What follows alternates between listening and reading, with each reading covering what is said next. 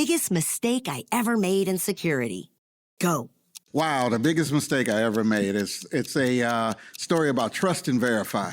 When a CISO has to code something and think that it'll work out great, it's a problem. I did a denial of service on myself.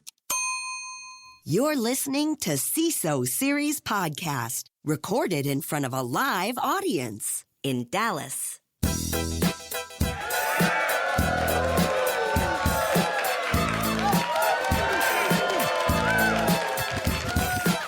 Welcome, everybody, to the CISO Series Podcast. My name is David Spark. I am the producer and host of the CISO Series. Sitting to my immediate left is my guest co-host on stage with me right now, Rinky Sethi, who is the CISO of Bill. Let's hear it for Rinky. Say hello to the audience. Hi, everyone. All right. We are available at CISOseries.com, and our sponsor for today's episode is Cyera. Know your data. Keep it secure. And there's a reason they're the sponsor, because we're at their event here at the DataSec conference in Dallas. And Rinky, this is your third time on stage so far. I know. Is it too much? It is. Have we seen too much of Rinky or no? You see, they love you. They can't get enough of you. So here's the thing, though. I've already seen a number of tropes that I see at security conferences all the time. So here's a classic one I've seen, and you tell me if you've caught other ones. One is, we're the last thing before lunch, dinner, drinks. You caught that one? Yep. You've heard that before. The other one is asking if people are awake and if they need coffee. Now, this one, I don't know if I've seen it, but I hear it all the time during sessions, is look into your crystal ball and tell me what's going to happen X years from now. Have you heard that one yet? Yep, I think I was asked that one. Were you asked that one? How'd you answer? I think it was something around data and identity coming together. Well, let's hope so. All right, did you catch any other tropes that I missed here? I don't think so. I don't think so. That's Lamont Orange. Let's hear it for Lamont. Our sponsored guest from Cyera, he's the field CISO. Let's hear it from Lamont. Appreciate being here. How have you actually pulled this off?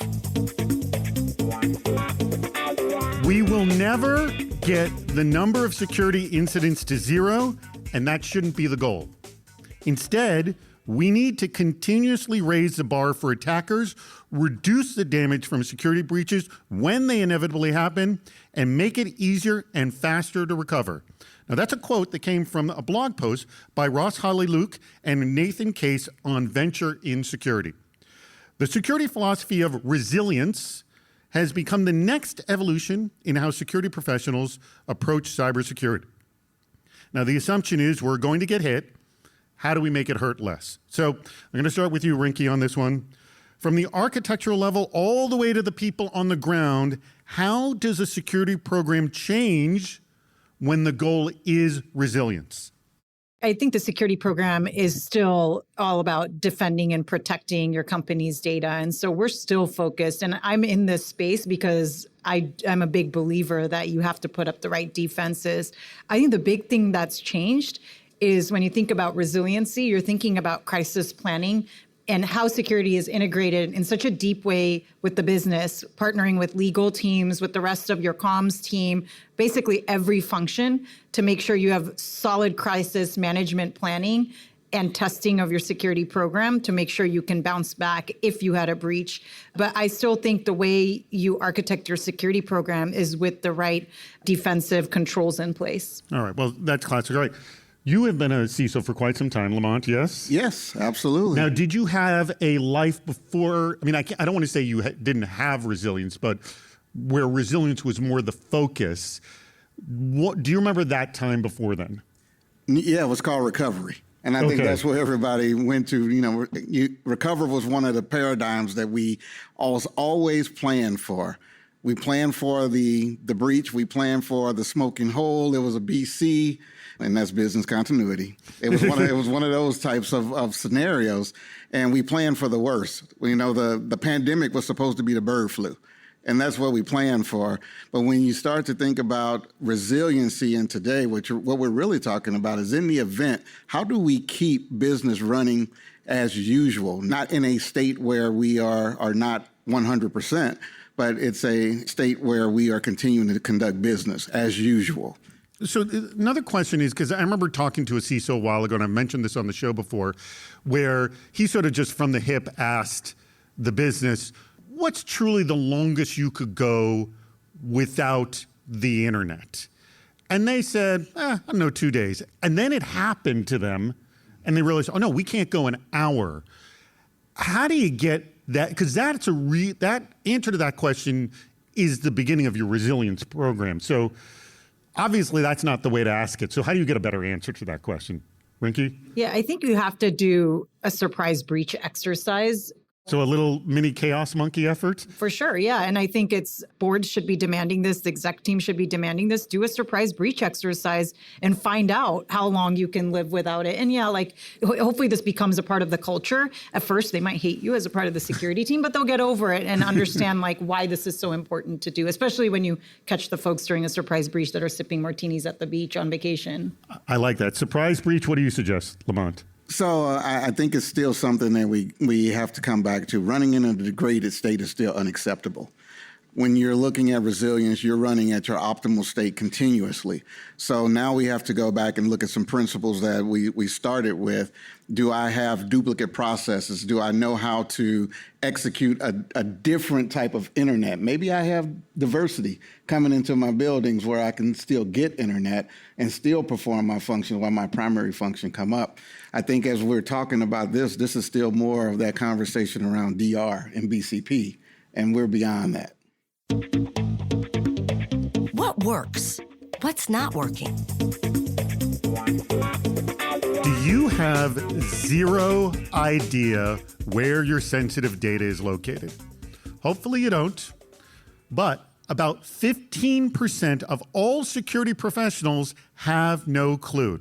Now, this is according to Sierra's recent DSPM, Data Security Posture Management, Adoption Report. And when we say no clue, we really mean no clue. I'm saying the questionnaire asks really broad questions like, do you know if your data is on-prem or on SaaS?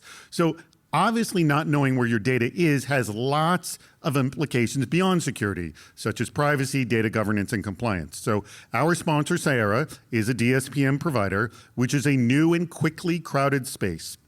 They're betting that it can solve a lot of these issues and either supplement or completely replace other technologies such as DLP, data classification, CSPM, SIM, and manual audit. So this is totally your wheelhouse, Lamont. So I'm starting with you. What do you think DSPM solves?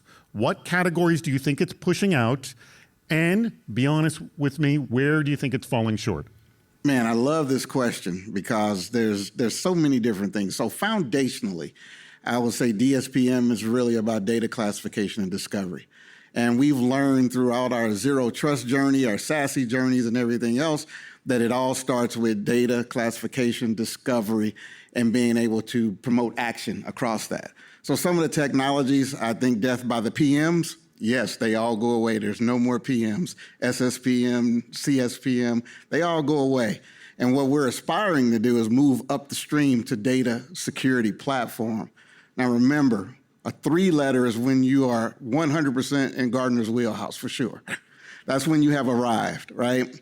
So when you talk about data security platforms, you're talking about the ability to be able to control the flow, to be able to monitor data movement. And we'll get to that word of lineage as well. That's where we're starting to go. You'll get to data subject request and response. You'll get to governance. And those are the complete components and packages where I think that you move to true data security.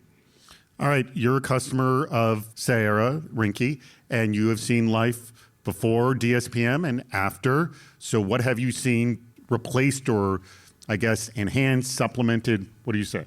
Yeah, I just talked about this at a panel earlier, but I think the way that the tools were even 5, 6, 7 years ago around data DSPM or data classification, data lineage in those areas, they were so manual and they were such a heavy lift on security teams that we had to find a different way. And it just wasn't an area where CISOs were investing unless there were heavy regulatory requirements that mandated the CISO implement something there.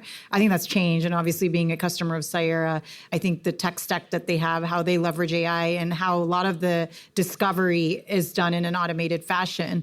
I think the areas now where I'm looking forward to seeing DSPM growing into is mixing that identity and access management to truly solve zero trust, but then also looking at how you can build micro models to help now with the next gen DLP, because I think the old school DLP is out. All right. So I think that the linchpin or the keystone, and it's been talked a lot about this event, is AI.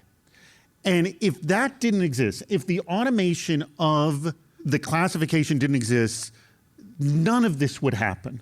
Yes, is that the case, Lamont? I think the AI gives us the opportunity to do it. We know that this data security problem has been a problem for as long as many of us have been CISOs and security and technology leaders, but we never had unlimited resources. We never had unlimited budget. What the AI allows us to do is scale. It also allows us to provide the context to understand that our hand drawing on a board that becomes a picture is now some sort of diagram, or it could be some sort of M&A strategy.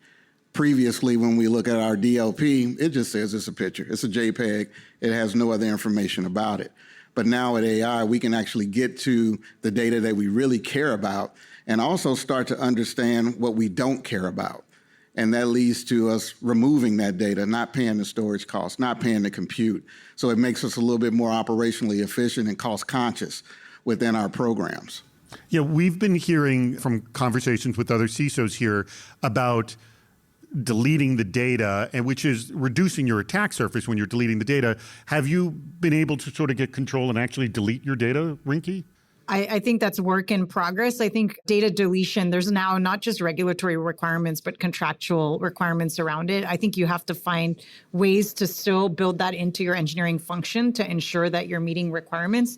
I think the first thing that you have to do is understand where all the data is, especially the data that you want to delete. Before you build any kind of practices that are going to delete the actual data, you have to understand where it is. But isn't deletion a part of baby steps? You just can't hit the delete button and hit the select and delete all of that data. But with the context, I think it allows you to tear away at some of that data and reducing it over time. And I think that's really what we're striving for as technology and security leaders. We know we can't select all and hit delete or star.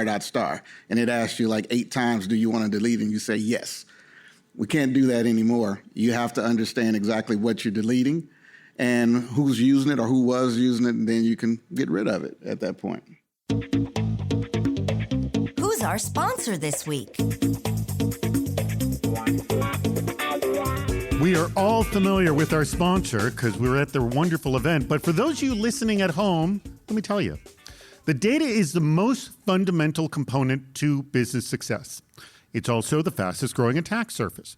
Rapid cloud and AI adoption has created unprecedented data sprawl, stretching legacy security systems and cyber professionals beyond their limits. Now, today, nearly all organizations face challenges in identifying where their most critical data is stored, understanding its business relevance, assessing associated risks, and ensuring its secure use. Now, consider this scenario. If 100 of your employees' OneDrive accounts were compromised, could you quickly assess what data was involved and report it back to stakeholders with confidence?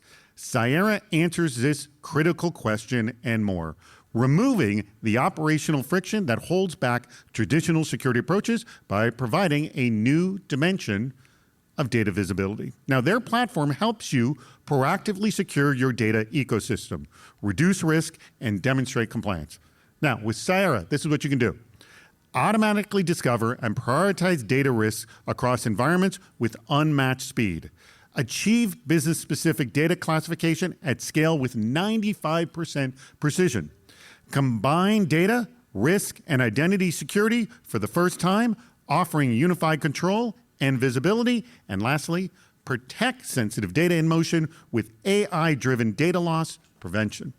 Are you ready to protect your dataverse? Learn more at Cyera.io. Let me spell that for you. It's CYERA.io.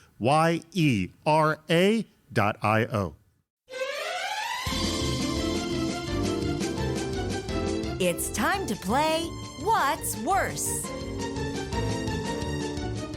All right. So those of you who are fans of the CISO series, you're familiar with this game. It's called What's Worse. And essentially, we have two horrible scenarios here. They're, I think, potentially equally bad. The two of you might not think that way. But this is really a risk management exercise. So I will have you answer first, Rinky, and that gives you, Lamont, more time to decide how you want to answer. I want to know, of these two scenarios, which one do you think is worse, okay? Here we go. This comes from Jay Dance of StubHub. He's given us a lot of great what's worse scenarios. And here's your two scenarios. You got a security program, and it focuses on security, but it ignores integrity and availability. Pretty bad, right? Let's flip it. You got a business that focuses on integrity and availability, but ignores security. Which one's worse? Geez, they're both terrible because security has integrity baked into it. But I think if I had to choose one, a business that's focusing on integrity and availability but ignoring security, that's worse. Say, like, focus on security and, like, hopefully they'll get the integrity piece there. Hopefully it'll fall into place, you think? Like, hopefully that's a part of their security program. But don't you think if you're going into integrity and availability, the process of integrity and availability may, by accident, be security, but probably not? Like, security is, to me, like trust. And so if integrity is not a part of how you're building security, something's wrong. Mm-hmm. So I'd say, like, I'd take a bet on the place that's focused on security, not the place that's saying, oh, we do integrity and availability, but skipping security. Well, again, neither one is good here. But all right, so you are saying that integrity and availability, a business focused on it, is worse than a security program that's focused on security with no integrity and availability. I think so. These both suck. Yeah, I know. That's the point of the game. You finally got it. Good job. All right. That is Rinky's argument. I'm throwing this one to you, Lamont. Yes. You got a security program focuses on security but ignores integrity and availability. You're flip it. The business focus on integrity and availability but ignores security. Which one's worse? So I, too, will take door number one. I think if a company focuses on security, we can hope. That's one strategy. So that's a better. The game is called What's Worse. Also confused. Yeah. So you're supposed to pick the ones that worse. So you say the second one is worse. The second one is worse. Okay. So explain. So the second one is worse because if you don't focus on security, you're going to open yourself up to potential breaches, to potential disclosures, loss of data that goes against the company brand and trust, and it doesn't matter at that point. That business can go out of business. All right. Well, but I'm going to play the part of the business here. And it goes, well, if we don't have integrity and availability, what kind of business do we have? Like, there is no security unless we got the business focus of integrity and availability. They absolutely suck, and they depend on what day and what happens. So one day, it might be good to do one, and the other day it might be good to do the other one. But I would bet on security, and if we have secure data, we have security in our processes and the way we develop the company, we'll get some integrity, and we might get some availability. All right, I'm throwing this one to the audience here. I'm going to ask you, what do you think is worse? Remember, you got to applaud for the one that is worse, not the one you prefer, but the one who's worse. Okay, so they both agree that a business that focuses on integrity and availability, ignores security, is worse. By applaud, how many people agree with that? Okay, good percentage. Now, how many people think it's far worse, a security program that focuses on security but ignores integrity and availability? I would say about 2/3 agree, about 1/3 disagree. Oh no, that totally sucks. All right, we have a board. This is our game board behind us. For those of us in the room can see this board, but I will describe this to the audience as well.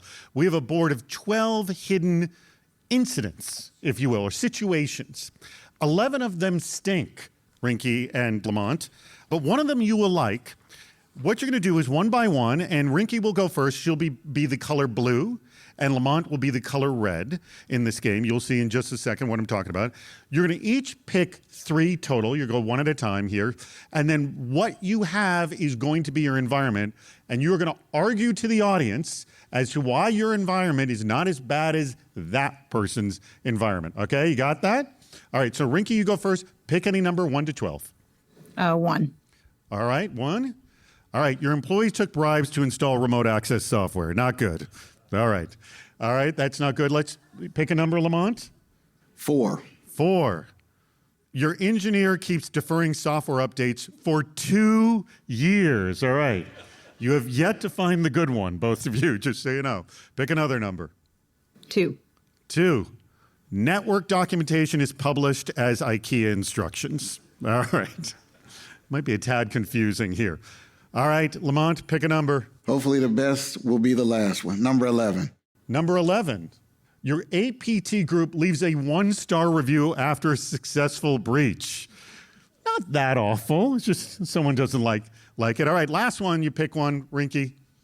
3. Number 3. Let's see what it is. Everyone made admin because, quote, hierarchy is bad for office culture. Maybe not good. All right, last one for you, Lamont. Let's go with number 8. Number 8. Your logs are deleted after 24 hours. All right. All right, so let me just review for the audience that's listening. Rinky's situation is the following. Employees took bribes to install remote access software. You're not paying them enough, Rinky.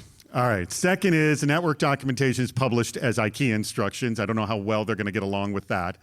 And everyone is made admin because hierarchy is bad for office culture.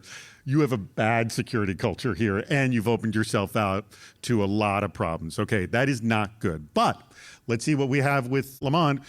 The engineer keeps deferring software updates for 2 years. Not good at all, Lamont. Your logs are deleted after 24 hours. You better work super duper fast. And the other one, not so bad. APT Group leaves a 1-star review after a successful breach. But you did have a successful breach, but a 1-star review. They didn't like what they found. So that's actually pretty good for you, I would say. I'll take it. It's all tough. Right. I'll start with you, Rinky. Why is your situation not as bad as Lamont here?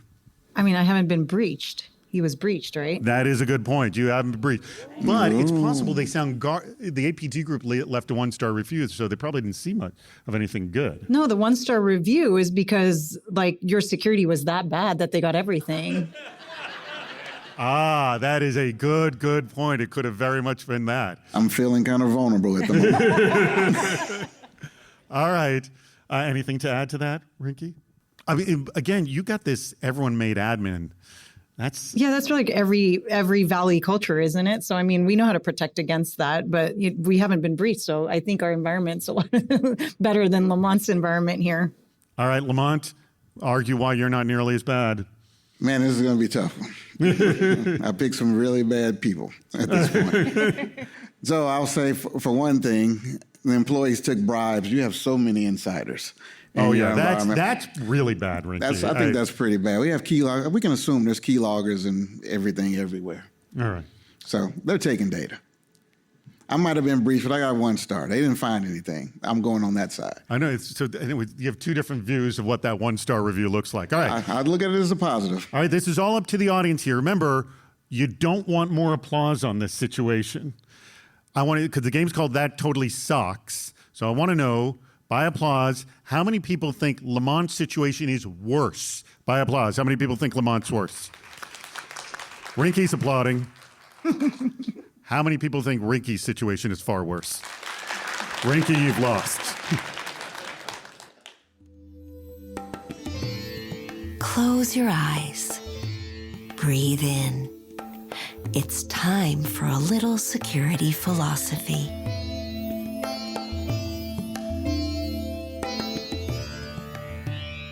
When designing security policies and plans for information systems, the long-term usage of the information must be taken into account. Now, this design process inevitably means making trade-offs, said Vincent Triola in a recent Medium post. Now, this can be looked at in terms of the classic CIA triad of confidentiality, integrity, and availability. But simply trying to balance these 3 aspects without taking into account large business priorities will inevitably lead to inefficiency and failure.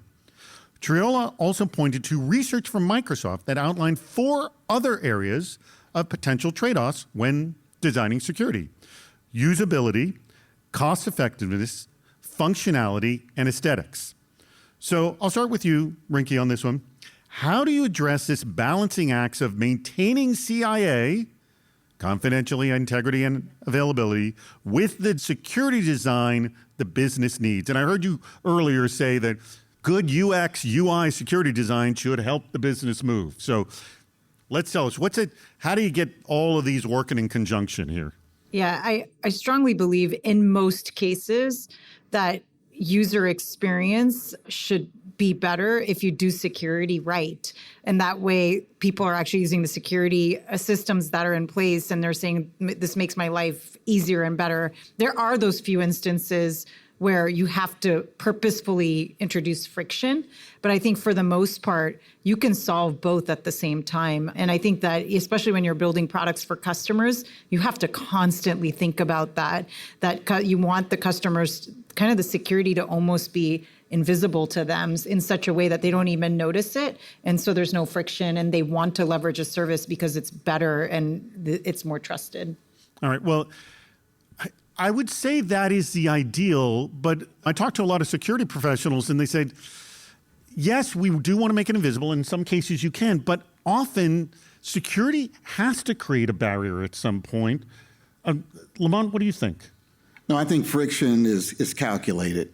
What we tend to do historically is that we induce friction that makes it feel good for security. And I think that's where we tend to put up even more political barriers within our companies and our organizations, and we create more gaps because our workforce, our end users, they will do what they need to do in their mind, what they need to do their jobs. So I do believe that in invisible, transparent security, the best security is the security that they don't know that they're using. That paradigm is absolutely true. But there are times when we want to do calculated friction to say, did you really mean to delete this? Did you really mean to share this out before you do it? We know you can do it. So coaching goes a long way. I think there's also relationships. Security is a team sport.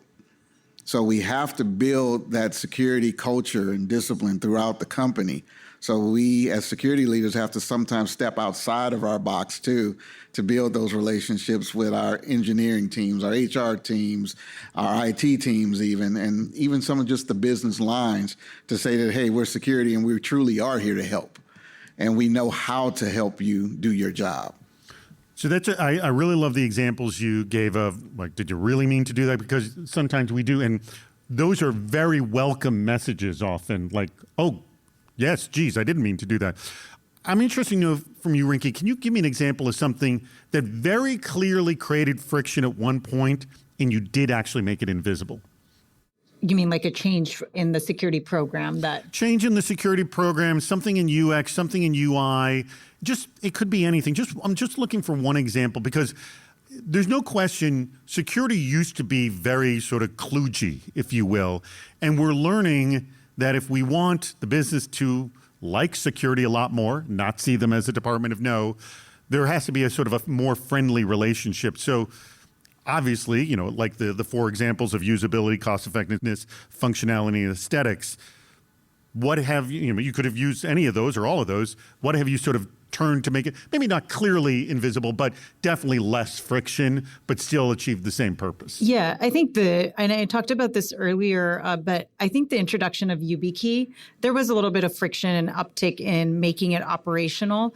But before that, we were doing Okta push, right? And it's like, and that had big security risk. So I would say we still introduce friction, but it's like now seamless, right? You just touch something and you're in. You don't even need to worry about having your phone nearby. You don't need to worry if you're on the plane that, am I going to get the Okta push notification or not? So it's where we did introduce friction purposefully, but in more of an invisible way. It's obviously not invisible. YubiKeys are visible, but yeah, it was easier and less friction. But Lamont, the other issue is people don't go, yay, change. There's never that reaction, but then there's the point of pushing back on change, but then there's the point after change, whereas I don't remember a time before this. How does that evolve? So I think there's the piece of transparency too. I've grown throughout my 25 plus years of doing this. There was a time that I just did stuff and you just had to deal with it. There's the other times now that I'll say, let's get to the why we're doing it, and hopefully we can get the agreement there. And once we get the agreement for the why, now we can talk about the how I'll do it.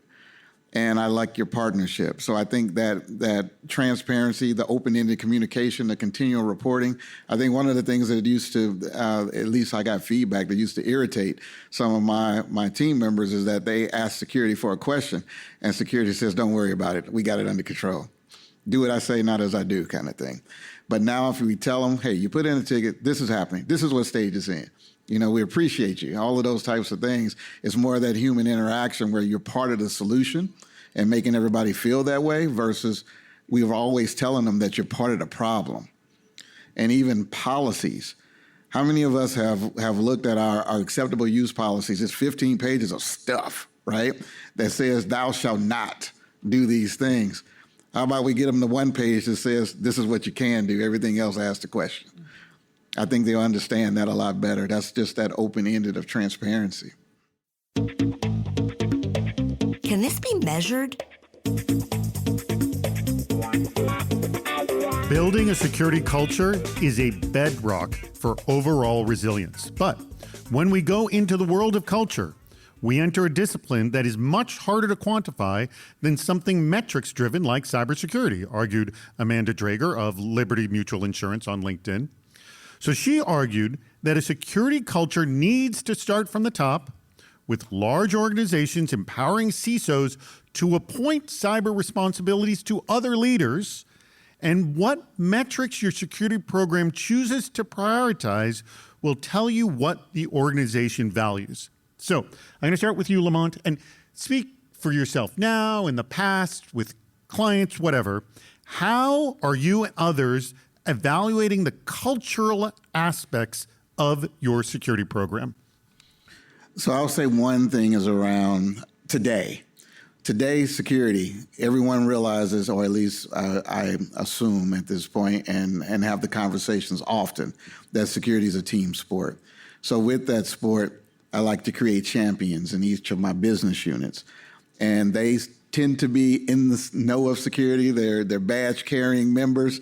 They come to the staff meetings. They get the updates. So they have, again, they're part of the decision-making process. And I think that's been the key to success. When I was in some of my previous roles earlier on in career, again, it goes back to some of, do as I say. And that went over well to an extent. But I think that lack of transparency and not creating that push and pull activity where you feel like you're part of the culture tend to make more of an adversarial relationship between different organizations and groups. And I think that's the failure point. I will admit I failed at it a few times in my early CISO roles because I felt that I was the police instead of trying to secure the organization. Now, Rinky, we hear, like I've heard from Mike Johnson, one of my co-hosts, anecdotally says, when I know the culture is improving, when people come to me, ask personal questions about their security, they realize it's impactful. But is there something more than anecdotal that we can measure? And again, beyond phishing tests pieces, anything else? Yeah, I think a lot of products now, like Lamont mentioned this earlier, introduce a little bit of friction purposefully that, hey, did you mean to do that? And it's like you say yes or no. There's really good data you get from that. I also believe employees self-reporting when they made a mistake or saying, hey, I think the security control is not right. That's a huge metric to track. And it really talks like a lot to the culture that you've built in a company. So just more reporting about security in like every aspect. That's right. And now here's a question. I've asked this before. Do you provide a full feedback loop where someone reports that and you get back to them saying, hey, that information was valuable to us. This is what we did? Absolutely. Like if they come and say, hey, we accidentally sent this data somewhere and this is how I did it, we'll probably fix something in our security program to put better preventative controls, and we'll absolutely follow back and talk to the employee and not just thank them and reward them, but then also let them know how we fix this and how they help fix this for the company. And I mean, do you see they do it again and again after that? Like you see them doing more reporting after that too? Oh, yeah. And not only that, it makes them a champion. Like, I think champions programs are highly valuable, makes them a champion for the business. And then, of course, they'll say, like, the security team is not our enemy. They're a friend, right? And you can report if you've made mistakes or if something's wrong without having consequences for it. I personally am hearing this term of the security department of no as being more of a historical comment that people don't really talk about security like that. How do you feel, Lamont? No, I think the paradigm is shifting very much. And when you start to build that relationship with your workforce and your different information workers in different departments and functional groups, you tend to change that paradigm. Instead of the house of NO, you're the house of KNOW. And then they come to you, ask you questions. You get the personal, how do I secure this at home? You get that, hey, I just bought this new phone. What should I do? Should I turn on the AI? Have you got any concerns about it? It becomes a lot. I mean, we're back in offices now, so it is the hallway talk. It is the water cooler talk around security. And you can start to measure that within your culture because you may not have said anything about security. It's just go do it. But now everybody's asking the question. And even programmatically, since we're back in offices, shoulder surfing, badges, do you have your badge? I've seen that happen. And if you don't have your badge, I don't know you. Let me introduce myself. Oh, you don't belong here. You're not supposed to be here. So you're starting to get that culture within practice. And that shows that you're making movement as well. It's time for the audience question speed round. I have here in my hands a number of questions that I've gotten from you, the audience. And with our few minutes that we have left, we're going to get through as many of these as we possibly can. So not looking for long answers on any of these. As quick as you can. This comes from BG John over at USAA, and I love this question. Either one of you jump in right away. What made you angry recently? Probably one of my kids. Well, we don't want to throw them under the bus here, specifically within your work. I should have qualified that here. Within your work, what made you angry recently?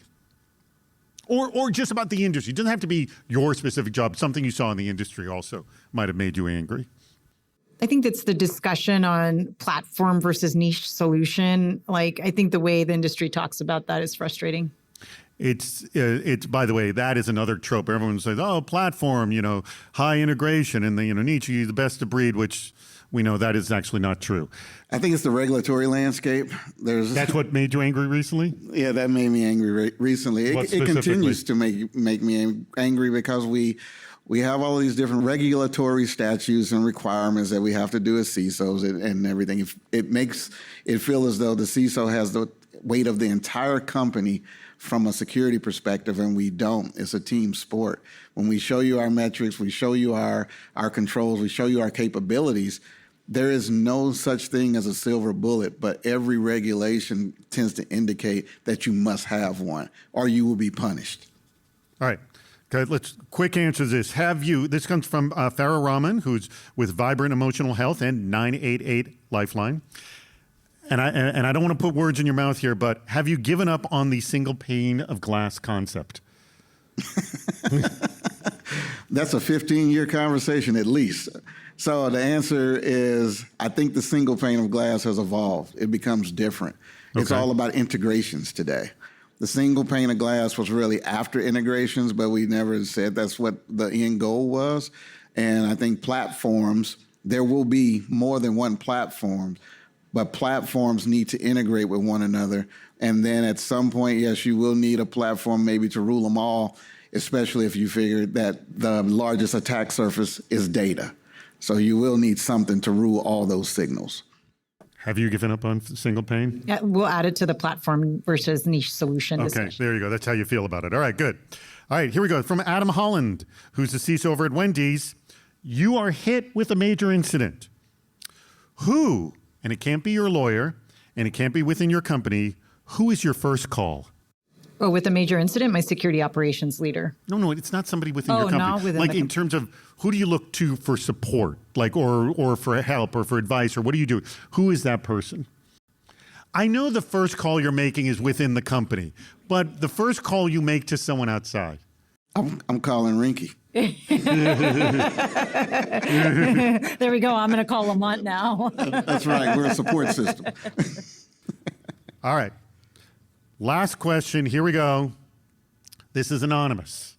All right? You're going to have to really come to the plate on this one. I've been in cyber 20 years. I'm frustrated with the industry. Convince me not to leave. I mean, I feel like we're solving some of the toughest challenges. So if you're curious minded and want to solve some of the toughest battles we have right now and yet to come, this is the place to be. Yeah, I think it's the most exciting profession to be in. It's continuing to evolve.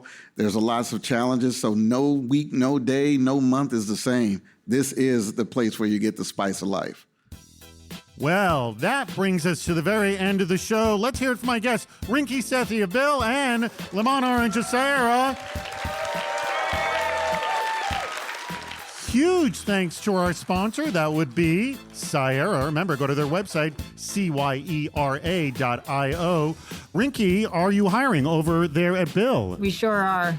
And also, I know you do want to plug something that your daughter is doing. Please let us know. Yes, my daughter is working on a cyber safety, anti-cyberbullying after being cyberbullied at her school and being turned down for her cybersecurity club idea.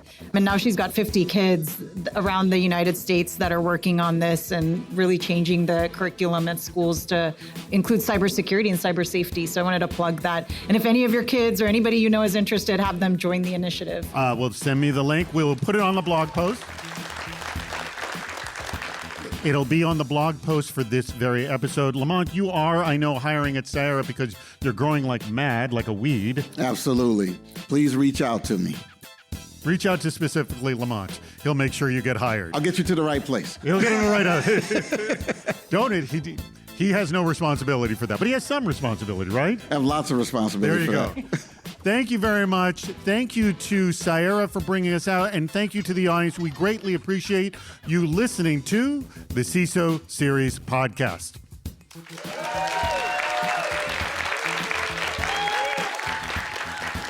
That wraps up another episode. If you haven't subscribed to the podcast, please do. We have lots more shows on our website, CISOseries.com. Please join us on Fridays for our live shows, Super Cyber Friday, our virtual meetup, and Cybersecurity Headlines Week in Review. This show thrives on your input. Go to the Participate menu on our site for plenty of ways to get involved, including recording a question or a comment for the show. If you're interested in sponsoring the podcast, contact David Spark directly at david@cisoseries.com. Thank you for listening to the CISO Series podcast.